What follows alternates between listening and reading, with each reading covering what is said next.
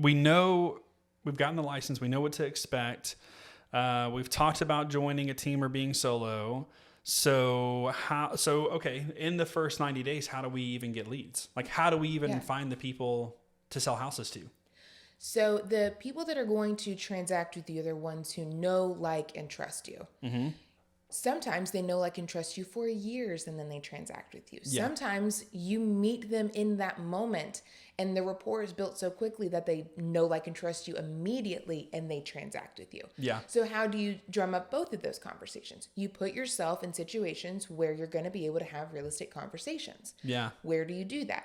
You do that by door knocking. You can door knock your neighborhood and let them know, hey neighbor, I live right down the street. I'm a real estate agent and I'm just trying to figure out what it is that you love about this neighborhood and why you moved here. It's a good idea. And then you know exactly why all of your neighbors did, and then you're having a great conversation with them. And before this begins to feel ingenuine, wouldn't you want to know that answer anyways? You just now have a reason to talk about it now. Yeah, exactly. So you've door knocked your neighborhood. You've messaged everybody on Facebook and social media and everywhere else because you already did that part. That was step number one. So you've started real estate conversations from your sphere, your best friends, your cousins, through that mode. Yep. Then you got your neighbors, so you've started your farm, literally. And then after that, it's posting all over social media, but not just posting and praying. It's posting something and then also engaging on all of your spheres, social media posts, making sure that you're actively engaging with those who may know, like, and trust you. And I'm not saying your sister, right? Yeah. That you're really close with, you see each other every single day. I'm saying those people that, you know, you've known from school or you've known from your kids' school or anything like that, drumming up those conversations genuinely because you have interest in their life, right? You have to be the person that people think of. Yes. And so what I'm hearing you say is you can't take advantage of people and opportunities. You have to be genuine enough to care about people so that when they're in a position that they need to buy or sell, you're the only person they think of. Yes. Which is why the reciprocity of being careful, like careful as in like I care for you on social, in your farm is really important because you want to engage with your sphere. When we call it sphere, it's the people who are close in your life and who you have a direct conversation with. That means something. Yes. And so I think for newly licensed agents, your best source of potential business are the people that you naturally interact with every single day. Like I take my mom, for example. When she got her license, I was still in school. I was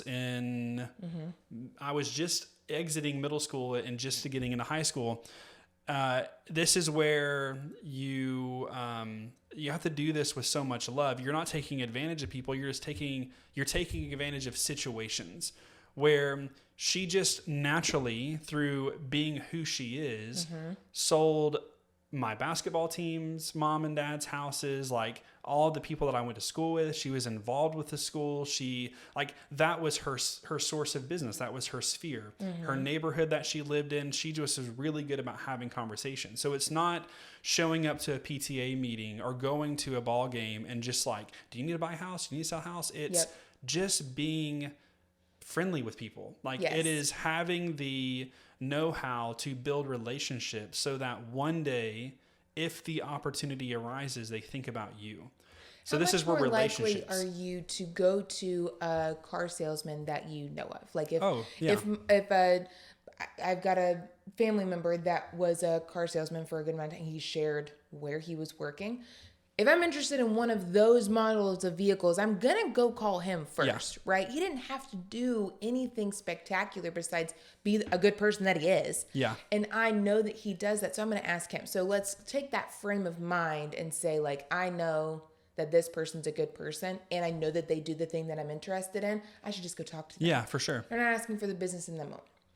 So from those belly-to-belly conversations that you have with the people that are already going to be your bottom of funnel in the terms of know, like, and trust, your know, like, and trust funnel, then we got to talk to those people that are kind of in the middle. Yeah.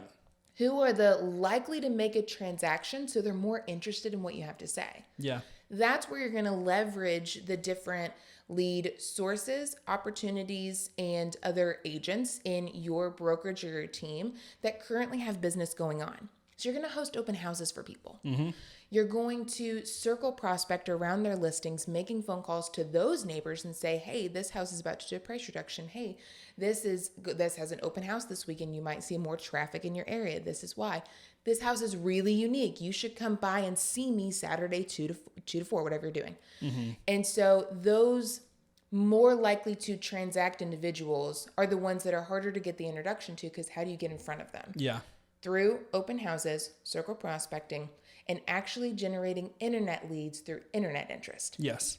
The internet interest is going to be the biggest conversation that we're going to really squeeze down and compact it into. Somebody's already looking on Zillow, all of the other websites, right?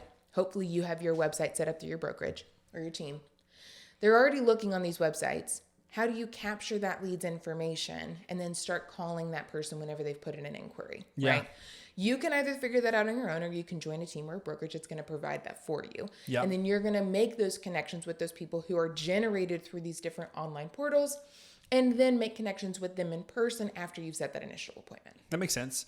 So what I heard you say is put yourself in situations to have real estate conversations. Yes. Over and over and over again every single day. If you want to, so when you're thinking about, I just got my license, or maybe you just got your license and maybe you're struggling or you don't know what to do, ask yourself, have I put myself in situations to have a real estate conversation today? Yep. If not, then of course you're not going to have success. Like, I'm sorry to say it, that is the most important thing in this business, is having conversations about real estate.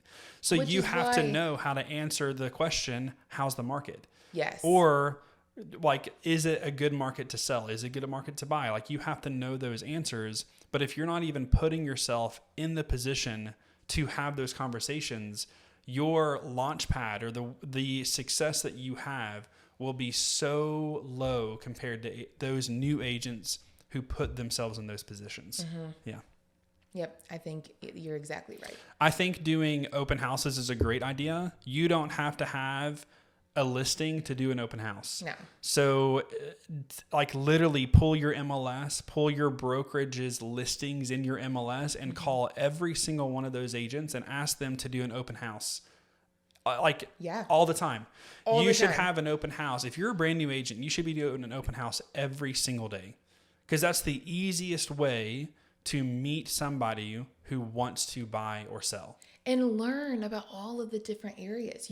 This agent that's letting you host an open house at their listing is so open to your questions. How did you come to this price?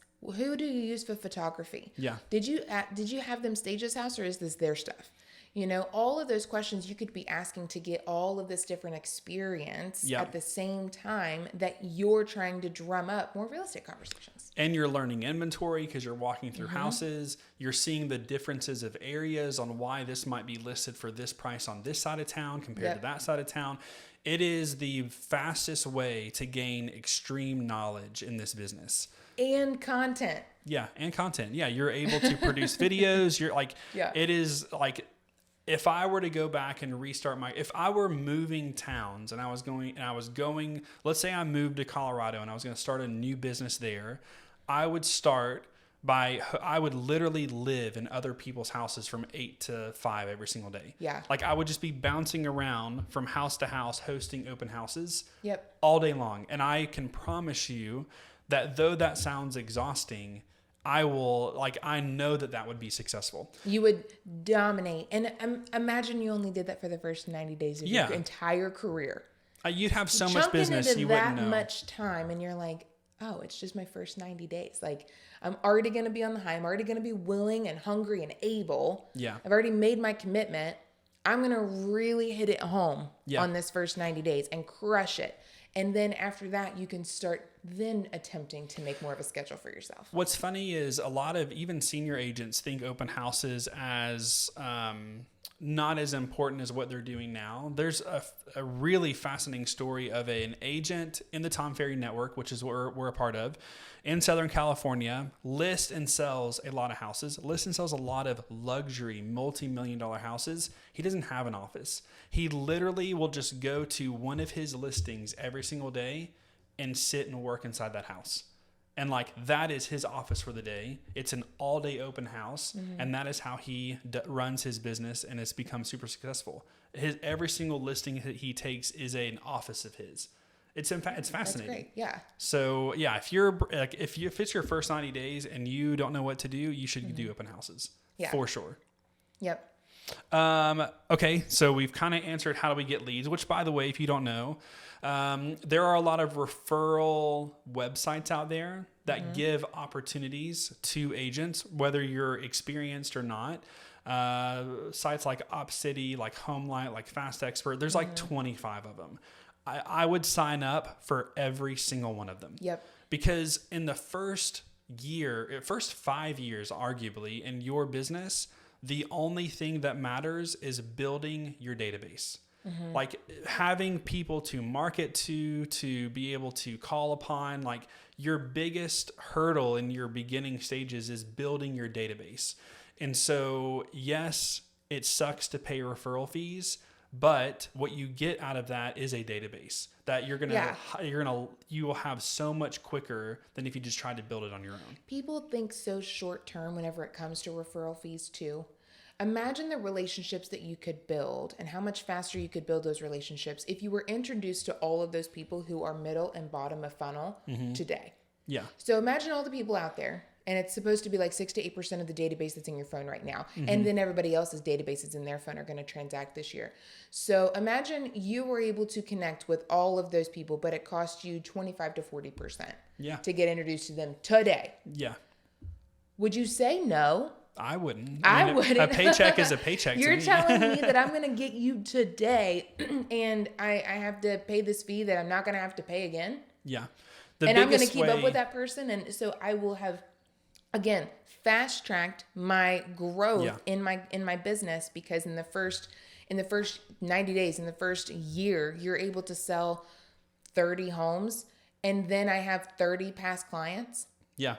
If it's the mindset behind it is, how can I do such a great job that the people that I get from a referral source shout my name to all of their friends and family, and I get to work on their business. Like, when I take a referral lead, the way that I look at it as, I have to do I want to do a great job for everybody, but I want to do such a good job that I get, like, that referral will pay for itself with business down the road. Yep. So you think about it as an abundance mindset instead of a limiting mindset. Yes, exactly.